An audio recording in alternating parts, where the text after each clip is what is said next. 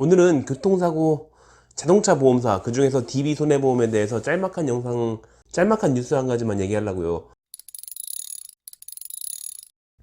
이게 해야 될 이유가 있긴 한데 너무 짧을 것 같아 가지고 뭐 조금 첨언도 하고 그럴게요. 전에 제가 영상을 하나 올린 적이 있었거든요. DB손해보험이 요즘 이상한 짓을 하고 있다, 자꾸 교통사고 피해자한테 2주 기간 제한이 있는 지불보증서를 날리고 있다고. 피해자의 치료를 2주만 인정하겠다라는 것 자체가 말이 안 되긴 하는데, 그게 아주 없었던 일은 아니에요. 옛날에도 있었어요. 그게 비슷한 예가 있었으니까, 예전에부터 늘 있었으니까, 가해자가 DB손해보험 가입자라면은 좀 피해자분들이 좀 알아두고 계셔야 된다고 해가지고서, 그래서 동영상을 만들었던 거죠. 피해자의 치료에 대해서 자꾸 기간 제한을 두고 싶어 하는 것들이 옛날에 개인 택시 공제가 있었어요. 물론 저는 충청도 사람이니까 충청도 지부만 그랬을지도 몰라요. 어쨌건 충남 개인 택시 공제회가 옛날부터 하던 짓이야 이게. 그래서 맨날 국토해양부에다가 민원 쳐맞고 이러다가 결국에는 접었거든. 이제는 거기도 그런 짓 안 해요. 그러다가 작년부터는 렌트카 공제회가 이런 짓을 하고 있죠. 공제조합들은 그럴 수 있어요. 영세하니까. 이미지고 뭐고 다 필요 없어.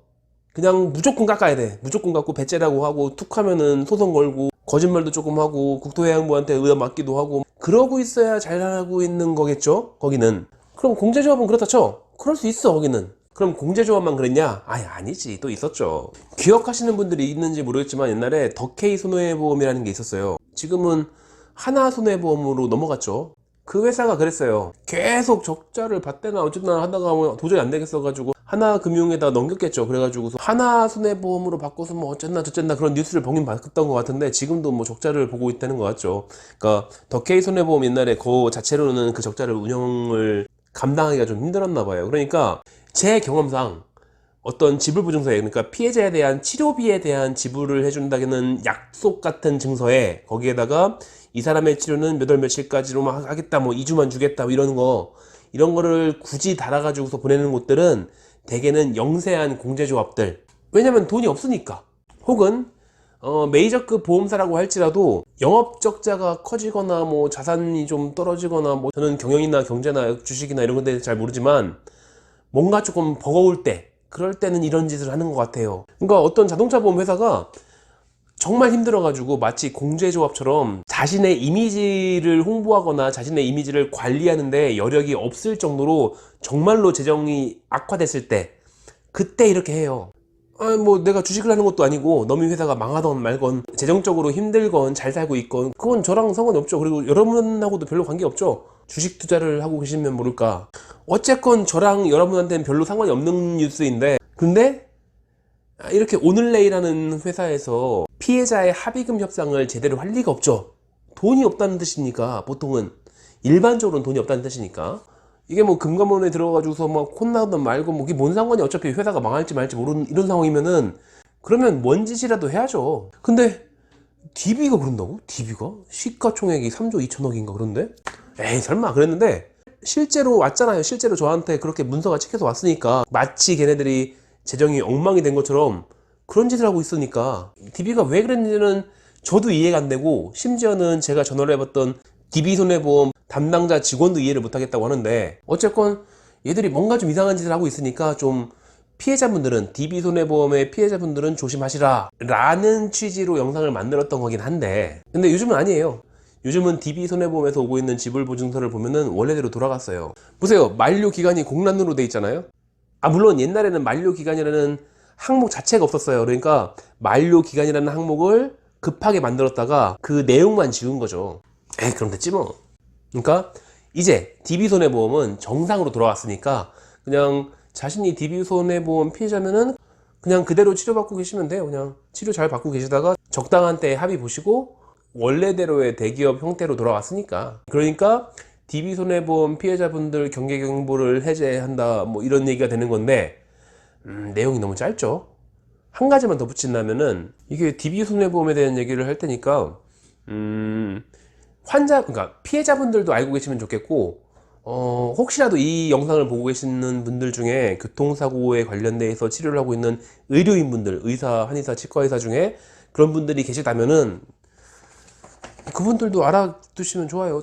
특히 개원을 한 지 얼마 안 되신 분들, 치료만 열심히 해왔지 직접 운영을 해본 적이 별로 없는 분들은 알아두면 나쁘지 않은 얘기긴 해요. 그리고 피해자분들은 더더욱이 알고 있으면 더 좋겠죠. DB 손해보험의 피해자분들만. 간혹 DB 손해보험에서는 제가 치료비에 대해서 청구를 했을 때, 이 환자에 대한 치료를 이렇게 했으니까 그 비용을 달라고 청구를 했을 때 그거를 이유 없이 빠꾸를 놓는 경우가 있어요. 빠꾸. 병원 입장에서는 이제 치료비를 못 받는 상황이 되는 건데, 치료비를 주지도 않는 건데도 불구하고 환자분들에 대한 치료를 공짜로 해주고 있기는 좀 그렇거든. 늘 얘기하지만 병원도 영리를 목적으로 사업체를 운영하고 있는 거지 무슨 자선사업 하는 건 아니잖아요. 그래가지고 내가 어떤 용역 서비스를 제공했으면은 거기에 대해서 돈을 받기를 예상하고 있을 텐데 돈을 안 줘. 특정 병원에서는 DB 손해보험에서처럼 이렇게 치료비를 이유 없이 불능코드를 놔가지고서 빠꾸를 했을 때, 그러니까 돈을 안 주고 있을 때, 그때 이런 것들이 귀찮으니까 서류를 알아서 해갖고 오라고 그렇게 그냥 환자를 내보내는 병원도 있어요. 당신을 이렇게 치료했었는데 거기에 대한 치료비를 하나도 받지 못했다. 그 보험사가 이상한 것 같으니까 해결한 다음에 와라. 그게 싫으면 자동차 보험으로 하지 말고 본인이 직접 돈 내고 하면 그건 되는 거고.